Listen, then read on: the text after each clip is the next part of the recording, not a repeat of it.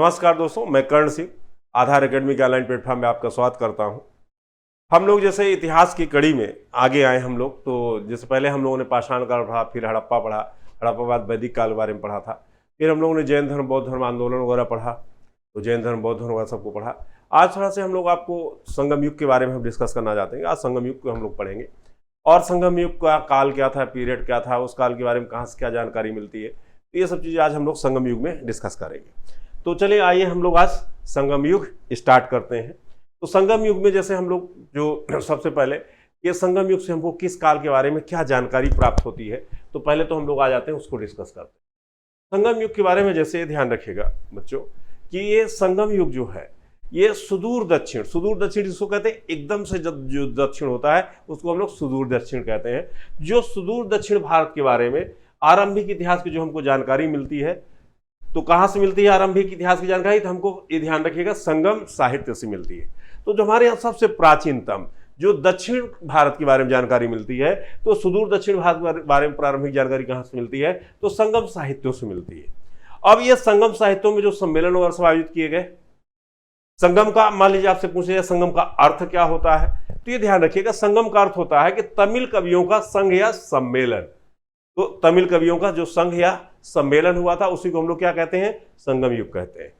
जैसे मान लीजिए किसी भी सामंत अथवा राजा के आश्रय में आयोजित होता था, जो भी संगम या सम्मेलन आयोजित हुए थे किसके आश्रय में आयोजित हुए थे, तो ये किसी राजा या सामंत के संरक्षण में आयोजित हुआ था।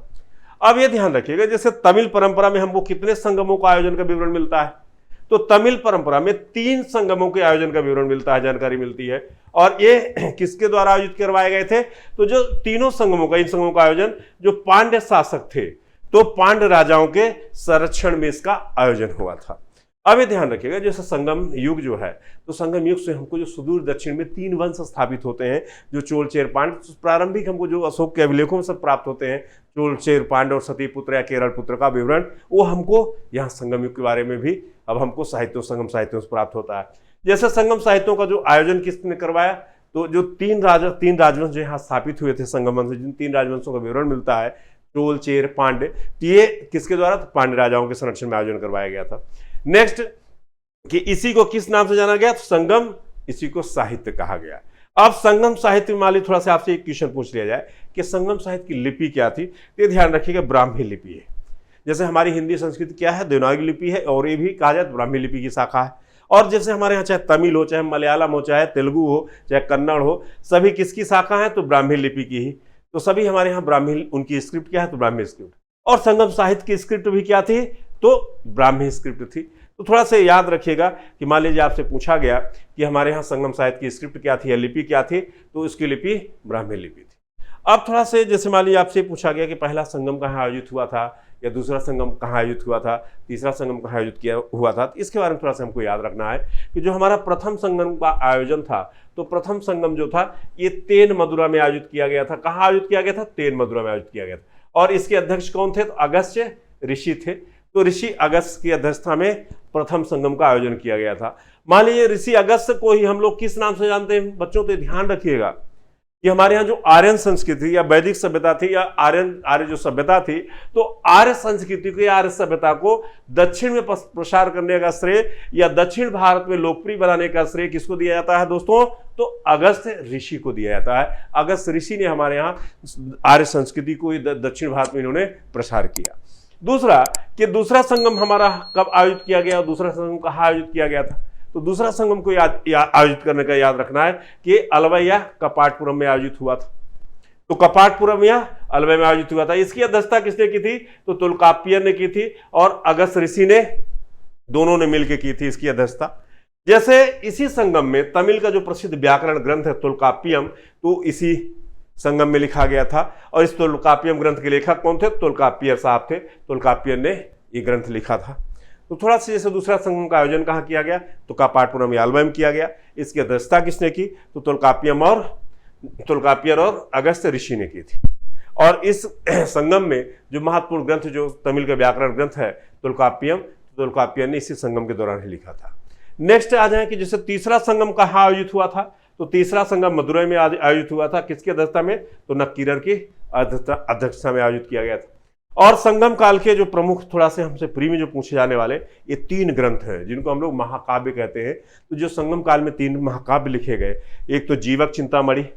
जीवक चिंतामणि के लेखक कौन थे? तो तिरुतक्क देवर थे इसके रचनाकार। दूसरा था शिल्पाधिकारम, तो इसके लेखक इलंगो आदिगल थे जिन्होंने रचा था। और मणिमेखलय के रचनाकार कौन थे? तो शीतलय सत्यनार थे, तो इन्होंने मणिमेखलय की रचना की थी। तो ये ध्यान रखिएगा, जीवक चिंतामणि और शिल्पाधिकारम और मणिमेखलय, ये तीनों महाकाव्यों को याद रखना। ये थोड़ा से हमारे लिए प्री में पूछे जाते हैं, अक्सर यूपीएससी में तो कई बार पूछा जा चुका है, एमपीपीएससी में पूछा जाने की संभावना।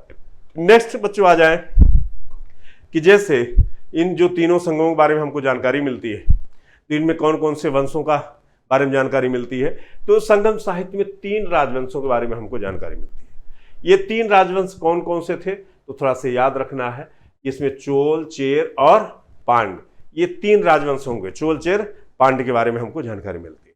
तो सर्वप्रथम तो हम लोग चोल राज्य पे आते हैं, चोल राजवंश के बारे में जानते हैं। जैसे चोल कालीन संगम कालीन दक्षिण राज्य थे, तो सर्वाधिक इनमें मान लीजिए शक्तिशाली कहा जाए तो तीनों में, चोल, चेर, पांड में तीनों सर्वाधिक शक्तिशाली कौन था? चोल थे। दूसरा कि चोलों की राजधानी थोड़ा सा याद रखना है कि इनकी राजधानी कहाँ थी? उरैयूर थी, तो इनकी राजधानी उरैयूर थी। और थोड़ा सा इनके जो राजकीय चिन्ह के बारे में पूछा जाएगा कि चोलों का राजकीय चिन्ह क्या था? तो बाघ था। इनका राजधानी कहाँ थी? तो उरैयूर थी। इनका चिन्ह क्या था? राजकीय चिन्ह, तो बाघ था, तो इसको याद रखना। नेक्स्ट, जैसे पाणिनि ने अष्टाध्यायी जो ग्रंथ लिखा, तो पहली बार उसी में चोलों के बारे में हमको विवरण मिलता है, पाणिनि की अष्टाध्यायी में।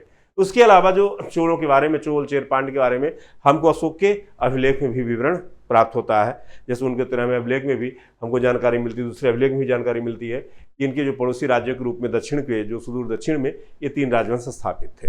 जैसे इस वंश का सबसे महत्वपूर्ण शासक का नाम मिलता है करिकाल, और करिकाल किसका पुत्र था? इलंजेत चेन्नी का पुत्र था। इलंजेत चेन्नी का पुत्र जो करिकाल था, इसके बारे में हमको विवरण मिलता है। नेक्स्ट कि करिकाल का शाब्दिक अर्थ मान लीजिए पूछ लिया जाए आपसे क्या होता है?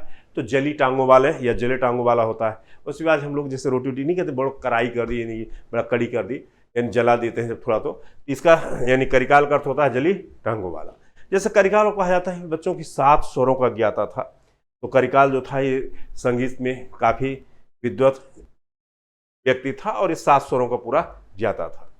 नेक्स्ट, जैसे बच्चों थोड़ा सा हमसे जैसे ये पूछ लिया जाता है इनके बारे में कि संगम युग में जो करिकाल थे, तो करिकाल ने कावेरी नदी के मुहाने पर इन्होंने एक बांध का निर्माण करवाया था, तो जिसे को पुहार कहा जाता है। तो पुहार की इन्होंने कावेरी नदी के किनारे पुहार की स्थापना की और श्रीलंका पर फिर इन्होंने आक्रमण किया। और श्रीलंका पर ये आक्रमण करने जब गए थे, तो वहाँ से बहुत सारे बंदियों को सबको ये पकड़ के लाए थे, और सब बहुत सारे बंदियों को सब पकड़ के वहाँ से लाए, उनको बंदी बनाकर जब लाए, और कावेरी नदी किनारे कहा जाता है लगभग 160 किलोमीटर लंबा इन्होंने बांध बनाया। 160 किलोमीटर लंबा बांध आज वर्तमान में कहीं मिलता नहीं है, लेकिन इनको कहा जाता है कि इन्होंने 160 किलोमीटर लंबा बांध बनवाया था। नेक्स्ट, जैसे चोलों का संगम काल का मालिक है, चोलों का अंतिम शासक तो नेडुंजेलियन था, क्योंकि प्रथम चोल राजवंश आगे 850 ईस्वी में, यानी 850 में विजयालय साहब आएंगे, वो दोबारा से द्वितीय चोल राजवंश की स्थापना करेंगे। तो वो पूर्व मध्यकालीन चोल राजवंश कहलाता है और ये संगमकालीन चोल वंश कहलाता है। तो जैसे संगमकालीन चोल वंश के संस्थापक कौन थे? तो नेडुंजेलियन थे। जैसे नेक्स्ट ये ध्यान रखिएगा कि दूसरा जो वंश है स्थापित होता है जिसके बारे में विवरण मिलता है, वो था चेर राज्य। जैसे चेरों को किस नाम से जाना जाता है बच्चों? तो ध्यान रखिएगा, इनको केरल पुत्र भी कहा जाता है। अब इनका शासकीय चिन्ह या राजकीय चिन्ह क्या था? तो इनका राजकीय चिन्ह धनुष था। और इसमें प्रथम शासक किसका नाम मिलता है हमको विवरण? उदयनजेरल का मिलता है। और उदयनजेरल के संबंध में कहा जाता है कि इन्होंने जो कुरुक्षेत्र में महाभारत युद्ध हुआ था, तो महाभारत युद्ध में कुरुक्षेत्र में जो योद्धा लोग थे जो भाग ले रहे थे, उनको इन्होंने भोजन कराया था। अब ये कहाँ से भोजन कराए थे, कहाँ से साउथ इंडिया से लेके गए थे भोजन वहाँ कराने, ये जाने, लेकिन इनके बारे में विवरण मिलता है कि जो उदयनजेरल साहब थे, तो उदयनजेरल ने ये महाभारत युद्ध में यानी कुरुक्षेत्र में जो योद्धा लोग थे जो भाग ले रहे थे युद्ध में, तो उनको इन्होंने भोजन कराया था।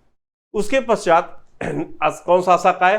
तो नेदुंजेरल आदन आए। अब नेदुंजेरल आदन के बारे में हमको विवरण मिलता है कि इसके बाद जो उदयनजेरल के बाद शासक बने नेदुंजेरल आदन। अब इन्होंने मालाबार तट पर जो यवनों को सामुद्रिक युद्ध में इन्होंने बुरी तरह से पराजित किया था, इनके बारे में विवरण मिलता है। नेक्स्ट, थोड़ा सा फिर उनको बंदी बना लिया था। नेदुंजेरल कहा जाता है कि इन्होंने अपनी राजधानी जो थी मरंदे को अपनी इन्होंने राजधानी बनाई। मरंदे मतलब जो स्थल वाला भाग होता है उसको मरंदे कहा जाता था, तो मरंदे को अपनी राजधानी बनाई। जैसे चेर वंश का सर्वाधिक जो महत्वपूर्ण शासक का नाम मिलता है हमको सेनगुप्त वन को।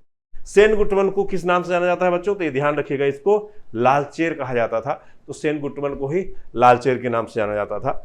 और चेर वंश के सर्वाधिक महत्वपूर्ण शासक रहा। जैसे एक पर्णर नामक कवि है, इसी ने इनके यानी सेनगुप्त वन के यश का पूरा वर्णन किया है।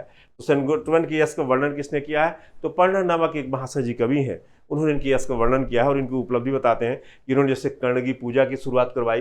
कर्णगी पूजा यानी पत्नी पूजा की इन्होंने शुरुआत करवाई थी। किसकी याद में? तो जो सती कर्णगी थी, जो अपने पति की याद में सती हो गई थी, तो उन्हीं की याद में इन्होंने कर्णगी पूजा या पत्नी पूजा शुरू करवाई। जैसे कर्णगी की याद में ही इन्होंने एक सेनगुप्त वन, एक मंदिर का नाम भी सती मंदिर के नाम से निर्माण करवाया था। एक अन्य चेर शासक फिर हमको मिलता है, नाम किसका? नेडुमान अंजी का नाम मिलता है। इन्हीं को नाम मिलता है कि जो नेडुमान अंजी साहब थे, इन्होंने भारत में हमारे यहाँ ईख की खेती शुरुआत करवाई थी। ईख की खेती का मतलब होता है कि जैसे गन्ना की खेती, तो दक्षिण भारत में ईख की खेती शुरू करने का श्रेय किसको दिया जाता है? इन्हीं नेडुमान अंजी को जाता है। जैसे आज हमारे यहाँ उत्तर प्रदेश में सर्वाधिक गन्ना का उत्पादन होता है, जबकि सर्वाधिक चीनी का उत्पादन महाराष्ट्र में होता है। यानी उत्तर प्रदेश, महाराष्ट्र और थर्ड पे आता है तमिलनाडु जो गन्ना उत्पादन में। तो ये साउथ में, हमारे यहाँ साउथ गन्ना अलग होता है, मोटा, वहाँ का बहुत मोटा गन्ना होता है, हमारे यहाँ पतले गन्ने होते हैं। तो जैसे साउथ में या दक्षिण भारत में ईख की खेती या गन्ने की खेती की शुरुआत किसने करवाई? ये नेडुमान अंजी साहब ने करवाई। नेक्स्ट बच्चों थोड़ा सा हम आ जाए नेक्स्ट इनके बारे में कि जैसे ये एक शासक का नाम मिलता है जो चेर वंश में शासक थे। कौन? तो से का नाम मिलता है कि ये हाथी जैसी आंखों वाले थे। इनकी आंखें बहुत बड़ी बड़ी थी, इसीलिए इनको से को क्या कहा जाता था? तो हाथी जैसे आंखों वाला कहा जाता था। और इसकी उपाधि क्या थी? तो मदरन जेरल इरमपोरे इसकी उपाधि थी। ये थोड़ा सा भी फैक्ट याद रखिएगा। लास्ट हम लोग जो इस वंश में वंश स्थापित हुआ था साउथ इंडिया में, या जिसको संगम युग में मिलता है, तीसरा वंश कौन था? पांड्य राजवंश। और पांड्य राजवंश से कहाँ पास स्थापित हुआ? तो कावेरी नदी के दक्षिण में स्थित था। इसकी राजधानी कहाँ थी? तो मदुरै इसकी राजधानी थी। इनका चिन्ह क्या था? राजकीय चिन्ह। तो इनका राजकीय चिन्ह मछली था बच्चों, थोड़ा सा याद रखिएगा क्योंकि फिर पूछा जाएगा इनका राजकीय चिन्ह क्या था? तो मछली था। जैसे पांड्य शासक जो नेडियोन थे, इन्होंने ही समुद्र पूजा की प्रथा शुरुआत करवाई थी। जैसे हमारे यहाँ मान लीजिए कि जो देवता का या मानव की आकृति दिया गया देवताओं को, ये किसके द्वारा दिया गया? तो हमारे यहाँ समुद्र की या नदियों को, सबको हमारे यहाँ मानव की आकृति दी गई। मानव की आकृति के रूप में इनकी पूजा चालू हुई। तो ये नेडियोन ने ही समुद्र पूजा शुरुआत करवाई थी। जो पांड्य शासक जैसे पलसाल मुड़कुडमी साहब आते हैं, तो इन्होंने अनेक यज्ञ जो संपन्न किया जो पांड्य शासक आदि, इनके बारे में हमको वर्णन प्राप्त होता है। नेक्स्ट जैसे पांड्य वंश का सर्वाधिक महत्वपूर्ण शासक, तो फिर नेडुजेलियन का नाम मिलता है। और नेडुजेलियन को मिलता है कि इन्होंने तलाई लंगानम के युद्ध में जीत हासिल की थी। और नेडुजेलियन ने चेर शासक जो थे से को, तो इन्होंने पराजित करके उनको बंदी बना लिया था। तो इनके बारे में हमको विवरण प्राप्त होता है। तो जैसे ये तीनों वंशों के बारे में थोड़ा थोड़ा जो हमको जानकारी प्राप्त होती है, ये मात्र कहाँ से प्राप्त होती है? तो याद रखिएगा, हमको जो संगम युग के साहित्य से ही इनके बारे में थोड़ा थोड़ा सभी जानकारी प्राप्त होती है। जैसे इनकी थोड़ा से अब हम लोग आ जाए कि संगमकालीन जो शासन प्रबंध अर्थव्यवस्था क्या था। कि आपके यहाँ जैसे हमारे यहाँ MPPSC में ये पूछा नहीं जाता है, लेकिन थोड़ा सा हम लोग डिस्कस कर लेते हैं। बाकी हमारे लिए इंपॉर्टेंट काम का चीज़ नहीं होता है। चोल चेर पांड्य के बारे में, उनके राजकीय चिन्ह वगैरह क्या था, उनकी राजधानी कहाँ थी, ये थोड़ा सा हमारे लिए काम के होते हैं। या महत्वपूर्ण जो शासक हुए, जैसे जो संगम युग का जो राजवंश थे, तो पूरी राजवंश राजतंत्रात्मक व्यवस्था यहाँ पास स्थापित थी। मैंने कहा है शासन व्यवस्था कैसे थी इनकी संगम युगीन? तो राजतंत्रात्मक। राजा का जो पद होता था कैसा होता था? वंशानुगत होता था, यानी पिता के बाद पुत्र फिर शासक बनता था।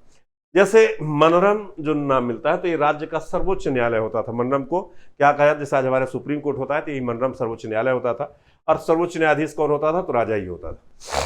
राजा की जैसे जो उपाधि थी, तो इसको मनरम भी कहा जाता था, बेंडन भी कहा जाता था, इराइवन। तो इनकी राजा बहुत सारी ये सब उपाधियां लेता था। अभी हमारे यहाँ नॉर्थ इंडिया में प्रचलन नहीं थी, साउथ इंडिया में बेंडन और इराइवन सभी उपाधियां प्रचलित थी। नेक्स्ट, जैसे राजा अपने जीवन काल में ही युवराज का नियुक्ति की घोषणा कर देता था, यानी अपने बड़े पुत्र को या योग्य जो पुत्र होता था उसको युवराज घोषित कर देता था। और युवराज को क्या कहा जाता था? तो ध्यान रखिएगा, उसको पोहमन कहा जाता था।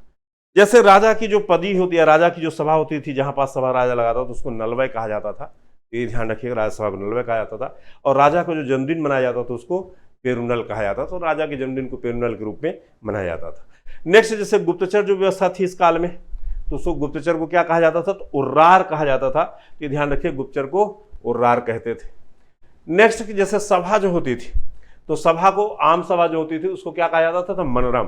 तो मनरम आम सभा को मनरम के नाम से जाना जाता था। और जैसे कोई सार्वजनिक स्थल होते थे, जैसे हम लोग यहाँ जो सार्वजनिक स्थल या खाली स्थान होता है जो सरकार के अधीन होता है, हम लोग जैसे खरकौनी कहते हैं, तो उसको यहाँ पास पोटियाल कहा जाता था सार्वजनिक स्थल को। और कृषि एवं व्यापारिक कर जो होते थे राज्य की आय के ही महत्वपूर्ण साधन होते थे। और जो भूमि कर लिया जाता था उसको क्या कहा जाता था, करई कहा जाता था। और सामंतों द्वारा दिया गया अंश युद्ध या प्राप्त लूट का धन को किरई कहा जाता था। और उपज का 1/6 भाग ये भूमि कर के रूप में ले जाता था। और कृषकों को किस नाम से जाना जाता था, तो बल्लाल, तो कृषकों को बल्लाल कहते थे। और व्यापारी वर्ग को क्या कहा जाता था, उसको वेन्निगर कहा जाता था, तो व्यापारी वर्ग को वेन्निगर कहा जाता था। जैसे अरिकामेडु जो बंदरगाह था, तो अरिकामेडु बंदरगाह ही संगम काल में सबसे प्रसिद्ध व्यापारिक केंद्र के रूप में स्थापित था। कौन सा, अरिकामेडु बंदरगाह, जिसको आज हम लोग वर्तमान में क्या कहते हैं बच्चों, चेन्नई बंदरगाह कहते हैं। तो इसको थोड़ा सा हमको याद रखना है इन फैक्टों को। ये संगम युग इन इतिहास जो है बड़ा टिपिकल इतिहास है, लेकिन थोड़ा से कभी बात क्वेश्चन इसके बारे में पूछे जाते हैं। जैसे हमने डिस्कस किया था कि अभी कहाँ से क्वेश्चन पूछे जाते ज़्यादातर, तो सब इनके महाकाव्य वगैरह के बारे में, इनके राजधानी कहाँ थी, राज की चिन्ह। लेकिन इसको थोड़ा सा हमको देख लेना है, इसमें ज़्यादा टेंशन नहीं लेना है, ये हम उनको याद करने में इतना जोर नहीं देना है। हमसे जो मेन चीज़ें हैं वो पूछी जाती हैं, इतना डेप्थ में जाके नहीं पहुँचता है। जैसे संगम काल में जो सेनानायक को क्या कहा जाता था, तो एनआरडी की उपाधि उसको दी जाती थी, तो ये भी याद रखना है। संगम युग में जो बलि प्रथा और सती प्रथा का हमको विद्यमान था, इसके विवरण पूरे प्राप्त होते हैं। नेक्स्ट जैसे मान लिया कहा जाता है कि संगमकालीन जो साहित्य है तिरुकुराल या कुराल को, इसी को तमिल भूमि का किस नाम से जाना जाता है, तो बाइबल के नाम से जाना जाता है। तो तमिल भूमि का बाइबल किसको कहा जाता है, तो तिरुकुराल को कहा जाता है या कुरल को कहा जाता है। नेक्स्ट संगम काल का सर्वाधिक महत्वपूर्ण देवता तो मुरुगन था। मान लिया संगम साहित्य की भाषा क्या थी, तो इस काल की भाषा इनकी संगम साहित्य की तमिल थी। और संगम काल में दास प्रथा हमको कहीं से विद्यमान नहीं मिलती सॉरी दोस्तों। तो संगम काल में कहीं से भी हमको दास प्रथा के विद्यमान होने का वर्णन नहीं मिलता है। तो ये थोड़ा सा संगम साहित्य के बारे में सब विवरण था। जैसे कुछ उस काल में जो नाम थे इनको भी याद रखना है कि जैसे इनका अर्थ क्या होता था, ये किस लिए शब्द यूज किए जाते थे, तो ये ध्यान रखिएगा। जैसे मलवर जो शब्द था ये किसके लिए, तो डाकुओं को मलवर के नाम से जाना जाता था। वहीं पास जैसे जो पंचतीर्ण, तो जो एक पक्षी प्रेम होते थे या एक तरफा जो प्रेम मोहब्बत होती है, तो एक तरफा प्रेम को जो कहा जाता था तो कैकिणे कहा जाता था। और जो सहज प्रेम होते थे उनको पंचतीर्ण कहा जाता था।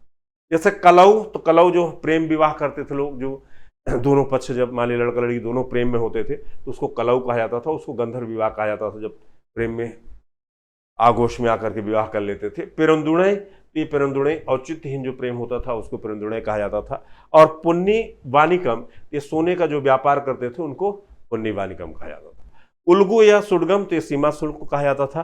तच्चन, तो बढ़ई को कहा जाता था। और कुल्लम, तो लोहार को कहा जाता था। तो इनको थोड़ा सा ये शब्द आते हैं तो इनको ध्यान रखना है। तो आप लोग इसका स्क्रीन शॉट भी ले सकते हैं कि इनका क्या कहा जाता था, बाकी हमारे लिए इम्पोर्टेंट नहीं है। अब यहीं से संगम युग या संगम साहित्य का जो काल था, संगम युगीन काल, तो समाप्त होता है। अब नेक्स्ट लेक्चर में हम लोग मौर्य साम्राज्य को आगे पढ़ेंगे, मौर्योत्तर काल वगैरह को, तो अब आगे हम लोग डिस्कस करेंगे। तो यहीं से आज समाप्त होता है संगम युग बच्चों। यदि वीडियो पसंद आ रहा हो तो आप इसको लाइक करें, सब्सक्राइब करें। धन्यवाद दोस्तों, थैंक यू।